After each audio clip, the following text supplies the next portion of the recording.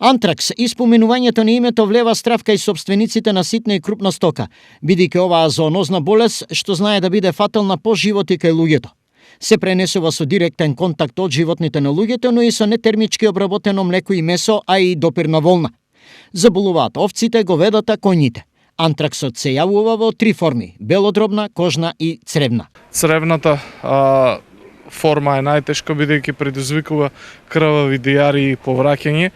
Ако не се лекува, настапува смрт. Кожната форма, значи овдека имаме појава на везикули кои што многу често пукаат и се со крв. Белодробна форма, која што ги напаѓа белите дробови и за кратко може да се предизвика пнеумонија, која што ако не се лечи исто завршува летално. Што сушност е антраксот? Антраксот е бактерија која што е во спори. Самите спори можат да бидат доста резистентни, надворешно се некаде и до 100 години додека не се уништат. Како се лекува? Се лекува со антибиотици.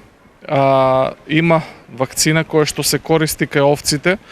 Многу често е застапена во западниот дел од Република Македонија, значи таму се вакцинира против антракс. И еден апел до сите собственици на овци, значи редовно да си ги вакцинираат овците со против паразитски средства, бидејќи овие средства ги уништуваат спорите на антраксот. 2019 година била критична, вели нашиот соговорник ветеринарот доктор Методи Брислиски од Штипската ветеринарна клиника, кога во Западна Македонија се појавил, но со благовремена акција е ставен под контрола и уништен. Предизвикувачот бактеријата на антраксот може само да влезе во животното од друго заболено животно.